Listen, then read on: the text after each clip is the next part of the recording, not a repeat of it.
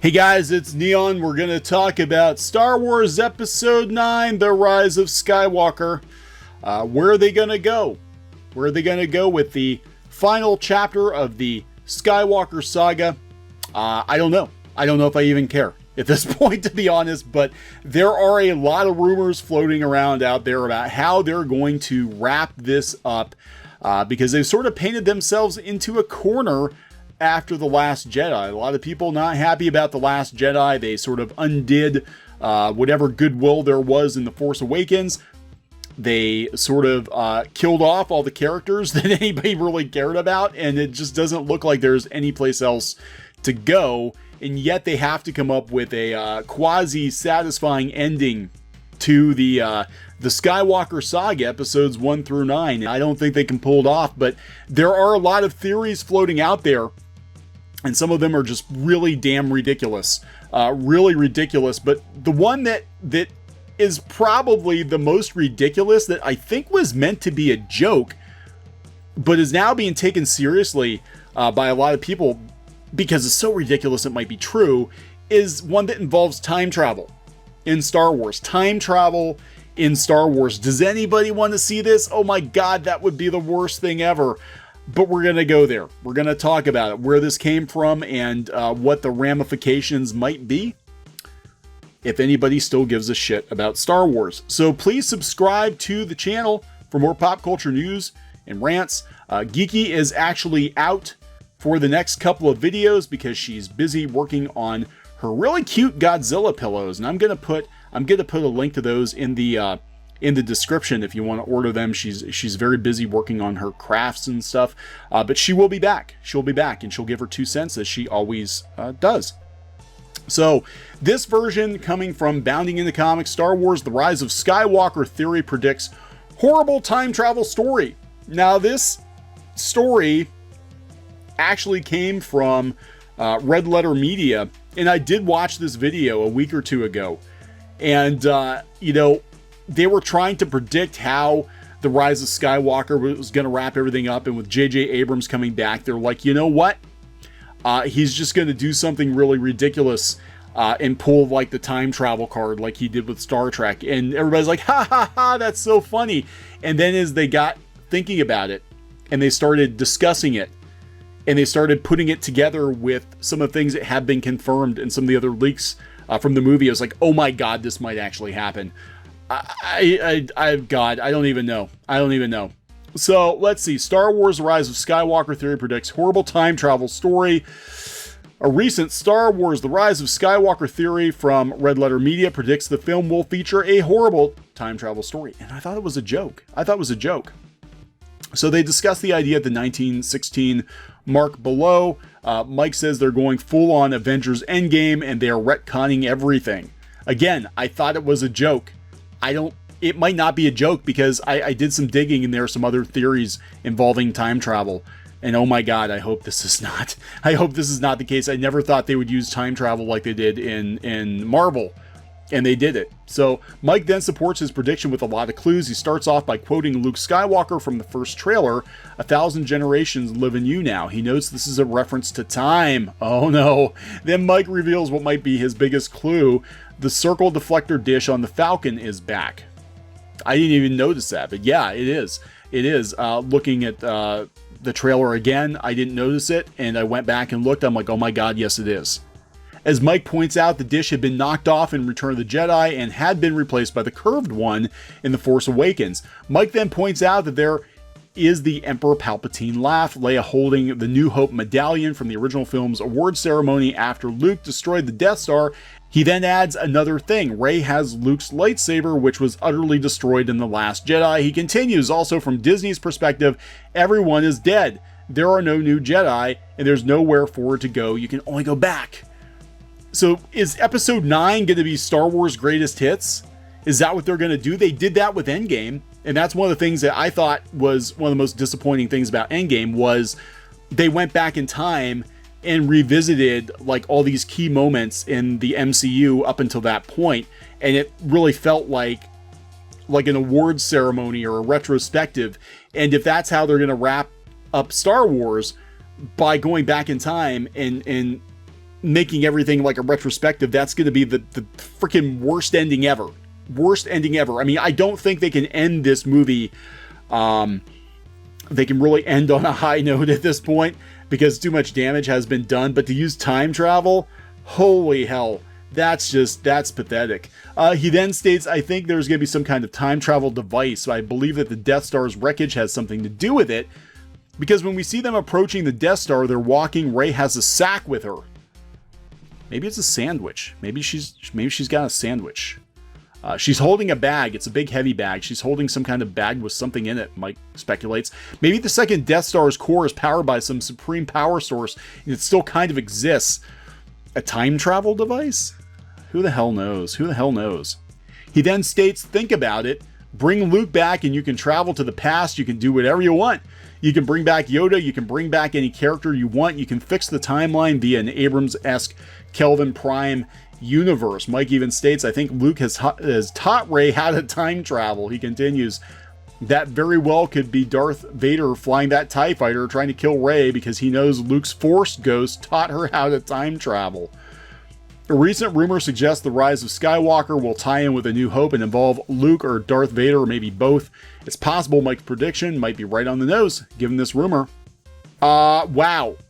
God, I hope this is not true. I hope this is not true. I mean, we've heard some ridiculous rumors. We've heard rumors like, Darth Vader's Force Ghost is going to fight Luke's Force Ghost, and Palpatine is going to possess Ren or Rey. And I just don't know where they're going to go with it. I mean, where'd you go with it? You've killed off every character that anybody gives a shit about. And time travel is cheap. It's a cop-out. It's a cop-out. It has never existed in the Star Wars movies. I don't want to see it introduced to Star Wars. I just don't want to see time travel introduced. But you know what? This isn't the only time travel rumor floating out there. They get even weirder. This one, mind-bending Star Wars Rise of Skywalker theory traps Rey in a time loop. This theory is so ridiculous it might just happen.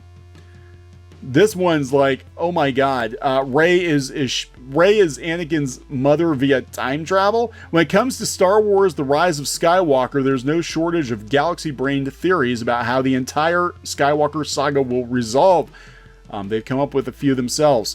However, one new fan theory about Rey's ending in The Rise of Skywalker involving time travel and the Emperor is so ridiculous, I kind of actually love it. And the more I think about it, the more I think it might be right, or at least plausible. Oh, sweet God. Hear me out. What if Rey is actually Anakin Skywalker's mom?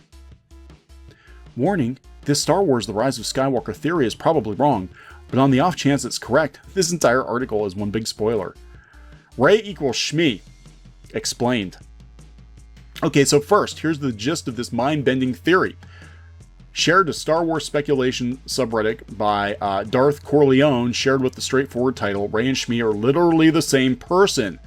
Basically, Darth Corleone posits that before the events of the Phantom Menace, Emperor Palpatine figured out time travel using the world between worlds, and then searched in the future for a powerful Force user. When he discovered Rey, he popped out a time vortex right around the Rise of Skywalker and dragged her back into the past 75 years earlier.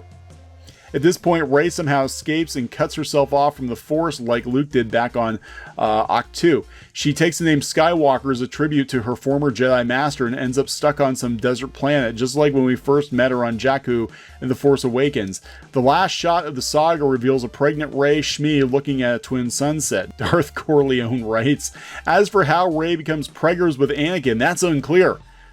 Maybe she gets force raped by Palpatine, because he seems to do that to women, right? According to Star Wars canon, the Emperor basically used the Force to create an immaculate conception. However, this theory argues that perhaps she becomes pregnant with Kylo's child before she travels back in time, which would create a whole other ridiculous sort of time loop, in which Kylo is actually his own great-grandfather. Haven't you seen Futurama? No. Just no. No. Wait, since when is time travel a thing in Star Wars? It better not be. pretty recently, actually, the animated series Star Wars Rebels introduced something called the World Between Worlds, a mystical plane of existence outside of space and time that makes it possible to travel through portals in time and even alter the past. Yeah, I'm not a big fan of that. In an episode of the cartoon entitled The World Between Worlds, a Force-sensitive character named Ezra is able to access one of these portals via a Jedi temple. He then reaches through another portal into the past to rescue Ahsoka during a battle with Vader. Afterwards, Ezra and Ahsoka find another portal that leads to Emperor Palpatine, who isn't able to pass through, but he can see what's happening on the other side and even attacks them using Force lightning. Well, shit, they've already, damn, they might actually be onto something. They might actually be onto something. I haven't watched much of Rebels. I've watched most of Clone Wars. I haven't watched much of Rebels, but damn it. If they've already introduced it in the cartoon, it's canon.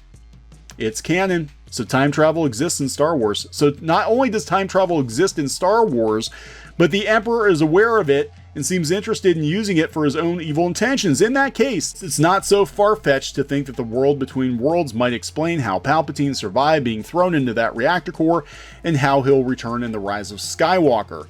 As for the whole Rey being Anakin's mom thing, well, let's just say it wouldn't be the weirdest thing Star Wars has ever done. God. Don't go there. Do not go there. I mean, you want to end Star Wars on the worst possible note. The worst possible note. You introduce time travel in the movies. You introduce time travel in the movies, and you completely, like, their intentions are probably like, let's go back in time to when everybody was alive and have one big send-off for Star Wars, you know, Star Wars greatest hits. But damn it, if you introduce time travel to Star Wars, there is going to be such backlash. There is going to be such, like, whatever backlash you saw with The Last Jedi Lucasfilm, magnify that by 10. Nobody wants to see time travel in Star Wars. And literally at that point, you have officially run out of any decent ideas on how to wrap this thing up. And maybe, just maybe, you should have thought about it a little more before you put the first movie out.